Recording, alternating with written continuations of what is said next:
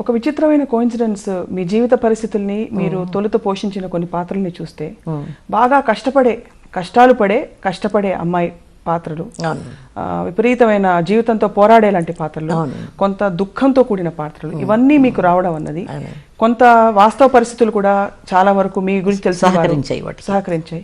అది ఏ విధంగా, అది అలా అంటే ఇదంతా భగవత్ నిర్ణయమా, లేకపోతే ఇప్పుడు దాన్ని వెనక్కి తిరిగి చూస్తే దాన్ని ఎలా మీరు? కాదు, అప్పట్లో సినిమా అనేది చాలా గ్లామరస్గానో లేకపోతే కొంచెం బాగా ఒడ్డు పొడుగు వ్యవహారంగా ఉండాలి. నేను పీలగా సన్నగా అలా ఉండడంతో యాక్చువల్గా షావుకార్ సినిమా అయిన తర్వాత కేవీ రెడ్డి గారు పిలిచి, అమ్మాయి ఏది మీ ఊరేదో అక్కడికి వెళ్ళిపో, నీకు వేషాలు అవి రావు, మరీ 5 పువ్వుల రాణిలా ఉన్నావు, నీకు characters Rao, we need a stage glamour అది కావాలి అనేవారు. అవి మరీ సంసారపక్షంగా ఉండే మనిషిని, ఆ వేషానికి నువ్వు సరిపోయావు, ఆ పల్లెటూరు సుబ్బుల వేషానికి షావుకార్లో ఆ క్యారెక్టర్కి సరిపోయావు అన్నారే తప్ప తర్వాత నువ్వు పనికిరావు అన్న నెగిటివ్ యాటిట్యూడే ఉండింది అందరికీ నా మీద. ఇంత సెన్సిటివిటీ తెర పట్ల, కెమెరా పట్ల అది ఎంత సహజంగా ఉంటాయి కొన్ని మీ ఎక్స్ప్రెషన్స్.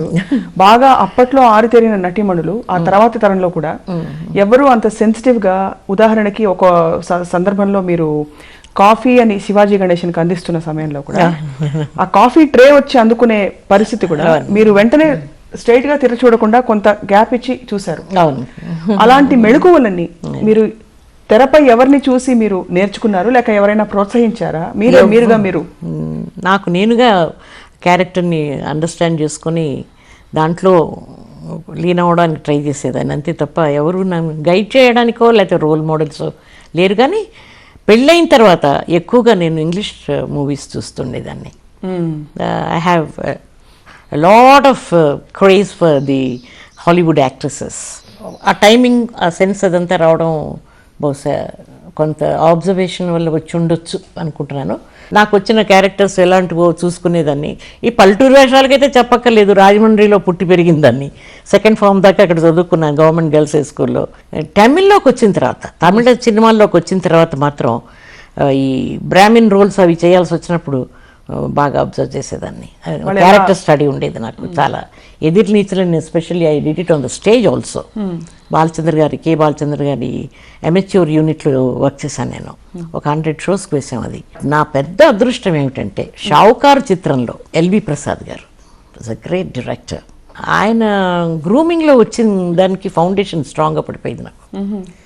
ఆయన యాక్టర్స్ చూపించేవారు. అలా నాకు నేను మర్చిపోలేని 2 గ్రేట్ యాక్టర్స్ ఎవరంటే, చిన్న వయసులో ఫస్ట్ పిక్చర్లో ఆయన, తర్వాత నా పిక్చర్ నేను చేశాను, నా సొంత పిక్చర్ కూడా ఆయన డైరెక్ట్ చేశారు, మన బాలచంద్ర గారు, కే బాలచంద్ర గారు. 10-11 పిక్చర్లు చేశాను.